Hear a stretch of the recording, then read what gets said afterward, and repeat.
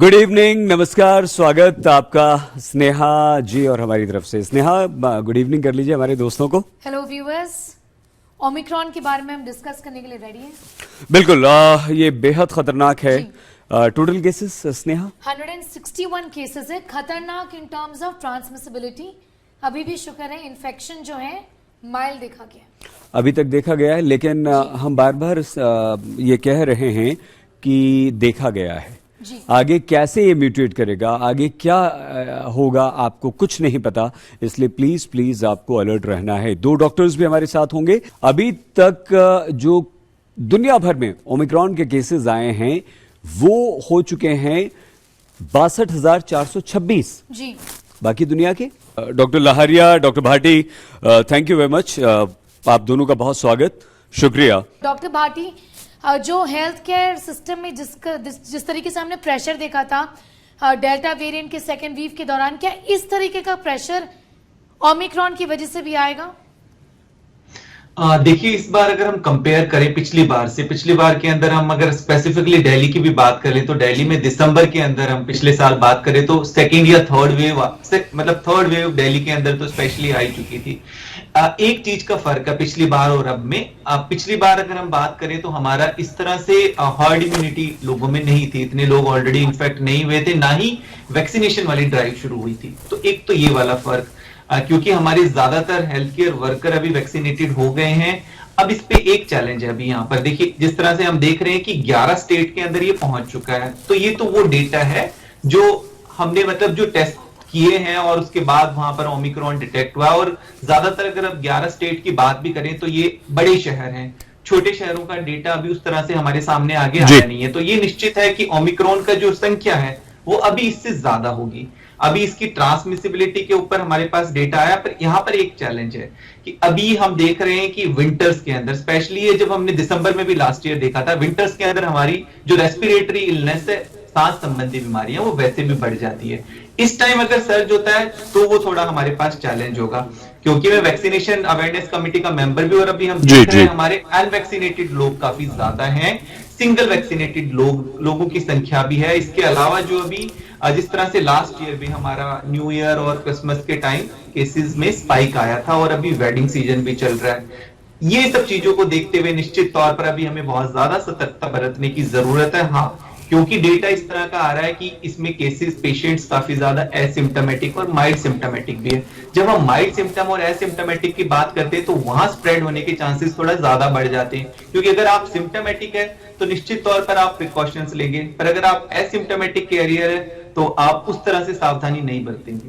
तो इसलिए यहाँ पर मास्क का बहुत इंपॉर्टेंट रोल आ जाता है, क्योंकि यहाँ पर हमें दो चीजें अभी देखनी है। एक, हमें संक्रमण को रोकना है, ट्रांसमिशन को, और दूसरा हमें जो बीमारी की गंभीरता और हॉस्पिटलाइजेशन है उनको रोकना। और जैसा आप बता रहे थे कि प्रिपरेशन की बात, देखिए प्रिपरेशन में मैं एक चीज ऐड करना चाहूंगा, क्योंकि हमारे पास हेल्थ केयर इंफ्रास्ट्रक्चर जो है काफी हद तक ठीक ठाक अब हो गया, और अभी हम जैसे इसको प्रोएक्टिवली मैनेज भी कर रहे हैं, पर हमारे जो हेल्थ केयर वर्कर्स हैं उनको निश्चित तौर पर अभी एक एडिशनल डोज की रिक्वायरमेंट पड़ सकती है, क्योंकि अभी उनको 10 महीने से ज्यादा हो चुके हैं और जो इम्यूनिटी लेवल उनमें डिक्लाइन होता हुआ देखा गया है। यूके के अंदर भी हमने देखा है कि काफी सारे हेल्थ केयर वर्कर्स भी इन्फेक्ट हुए हैं।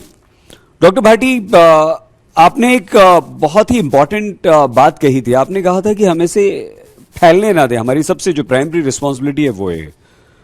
बाकी चीजें तो गवर्नमेंट्स कर रही हैं, central government, state government, hospital, सब अपने अपने लेवल पे कर रहे हैं। सर, वो कैसे हो पाएगा डॉक्टर भाटी? हाँ, देखिए, बिल्कुल इसमें दो चीजें हैं जो हम बात कर रहे थे। बिल्कुल, अगर मैं इसको सरल भाषा में समझाऊं कि एक है संक्रमण की बात। देखिए, वैक्सीन लगने के बाद आप संक्रमित हो सकते हैं, ये पहले भी बात बताइए। संक्रमण होना और बीमारी होने में दो चीजों में फर्क है। बिल्कुल ठीक है, बीमारी की रोकथाम के लिए जिस तरह से हम वैक्सीन, और बीमारी की गंभीरता की रोकथाम के लिए जो वैक्सीनेशन पे कार्यक्रम चल रहा है वो तो है ही, पर जो संक्रमण को रोकना, इसमें लोगों का बहुत बड़ा रोल है। जैसे अभी आपने मास्किंग की बात भी की है। इसके अलावा जो हम बार बार अभी बात कर रहे हैं स्पेसिफिकली सर्दियों के अंदर, और भी जो ये सब चीजें आने वाली है, जो क्रिसमस और न्यू ईयर आने वाला है, इसमें हम ये कह रहे हैं कि आपको कुछ चीजों का विशेष ध्यान रखना है। कोई भी ऐसा ना हो, जैसा आपने पहले भी शब्द सुना होगा, सुपर स्प्रेडिंग इवेंट, क्योंकि ये वायरस जो ये म्यूटेट है ये ज्यादा संक्रामक है। तो कोई आप ऐसी भीड़ भाड़ वाली जगह के अंदर जाते हैं तो वहां पर आपको विशेष तौर पर ध्यान रखने की जरूरत है कि आप अपने आप को मास्क वगैरह पहन के और ध्यान रखें। और कोई जो ऑर्गेनाइजर है इवेंट कर भी रहे हैं तो वो थोड़ा अभी फिलहाल कुछ समय के लिए ध्यान रखें कि जो संख्या है वो कम कर लें। और ज्यादातर कोशिश हो कि जहां पर भी इस तरह के प्रोग्राम ऑर्गेनाइज हो वो क्रॉस वेंटिलेटेड हो, मतलब हवा आपस में, क्योंकि इस वेरिएंट के लिए जैसा ज्यादा संक्रामक है तो एयरबोर्न है। आप जब बात कर रहे हैं, आप खा रहे हैं, आप जी कुछ गाना गा रहे हैं, कुछ भी कर रहे हैं, तो ये एक दूसरे को आराम से स्प्रेड हो सकता है। तो इन चीजों को आपको कुछ विशेष तौर पर ध्यान रखना। और एक सबसे महत्वपूर्ण बात आ जाती है अननेसेसरली ट्रैवल, क्योंकि ट्रैवल में आपके चांसेस काफी बढ़ जाते हैं। जिस तरह से हम देखते हैं स्पेसिफिकली एयरपोर्ट, अगर आपको एसेंशियल नहीं है ट्रैवल बहुत ज्यादा तो आप उसको अवॉइड करिए फिलहाल कुछ समय के लिए, क्योंकि आगे ये वायरस किस तरह से बिहेव करता है वो हमें नहीं पता है। डॉक्टर भाटी, हमने जो आपसे कहा था कि हमारा बेहद कैजुअल अप्रोच, हम खुद कह रहे हैं, हर इंसान कोई नहीं जानता, हम तो बहुत आम हैं, आप और हम मेडिकल साइंस के बारे में क्या जानते हैं? आप तो फिर भी जानती हैं, थोड़ा बहुत रिपोर्टर है, मेडिकल कवर करती हैं, हम तो कुछ नहीं जानते ना डॉक्टर लारिया, डॉक्टर भाटी।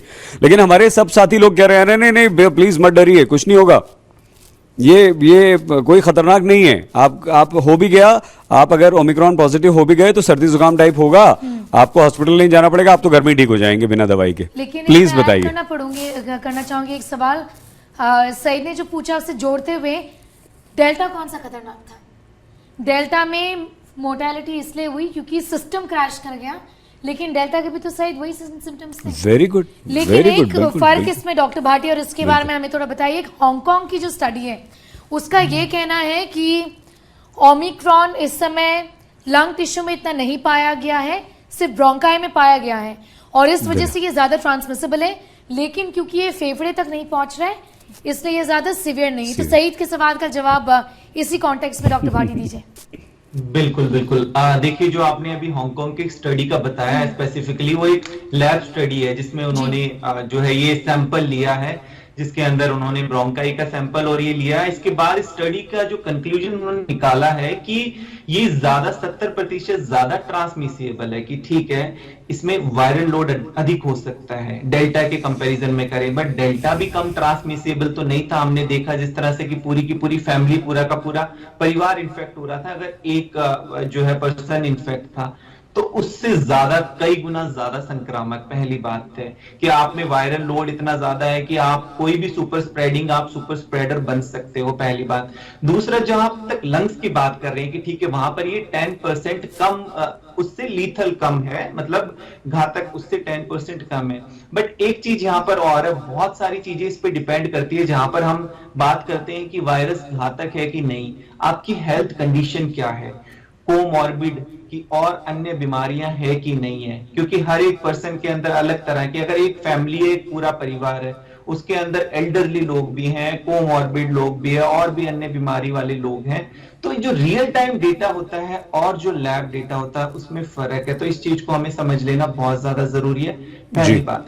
दूसरी बात, यहाँ पर जो भी बात कर रहे हैं हम, कि लोग अभी बात कर रहे हैं ज्यादातर एक सबके जो है इसमें एक कॉमन शब्द सब बोलते हैं कि हाँ ये उतना ज्यादा संक्रामक नहीं है जितना भी सुनने के अंदर आ रहा है। तो देखिए, इसमें एक चीज समझने वाली जरूरी है। आप एग्जाम्पल लीजिए, हमें ज्यादातर सीखना चाहिए कि हम दूसरे साथ जो हमारे संपन्न देश है, इतने डेवलप्ड कंट्रीज है, वहां की आप स्थिति देखिए, वहां पर भी किस तरह के नंबर्स बढ़ रहे हैं। आप यूके का एग्जाम्पल ही ले लीजिए, किस तरह से कम्युनिटी ट्रांसमिशन वहां पर हो गया है, हॉस्पिटलाइजेशन रेट्स भी बढ़ रहे हैं, ये सब चीजें बढ़ रही है। तो इस सब चीजों को लेके आपको देखना है कि वायरस किस तरह से बिहेव करता है। अगले कुछ दिन बहुत ही ज्यादा महत्वपूर्ण है, क्योंकि लार्ज गैदरिंग और ये सब चीजें होने वाली है। हमने लास्ट ईयर भी लोगों को इस तरह से रिक्वेस्ट किया था, पर फिर भी ऐसी चीजें हुई। तो इसलिए समझ लेना जरूरी है कि अगले कुछ दिन बहुत ज्यादा हमारे लिए ठीक है, हो सकता है कुछ लोग, हमारी जो यंगर पॉपुलेशन है उनको अफेक्ट ना करे, पर जो एल्डरली लोग हैं, जो कोमॉर्बिड लोग हैं, ऐसी भी संख्या काफी ज्यादा है, उनको किस तरह से ये अफेक्ट करेगा, इस चीज को समझना बहुत ज्यादा जरूरी है।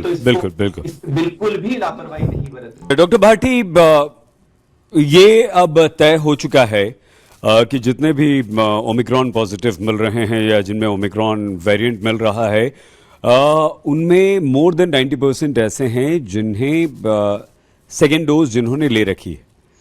तो आपको लगता है कि अभी ये बहुत ज्यादा अनप्रिडिक्टेबल है और हमें अलर्ट रहना है, डरना है इससे, क्योंकि ज्यादा हम ओमिक्रॉन के बारे में कुछ नहीं जानते हैं? डॉक्टर भाटी। बिल्कुल बिल्कुल, देखिए जब जहां पर बात आ जाती है अननोन, जब वहां पर अननोन चीजें होती है कई, जिसके बारे में बहुत सारा हमारे पास डेटा नहीं होता, तो वहां पर निश्चित तौर पर हमें बहुत अधिक सावधानी बरतने की जरूरत होती है।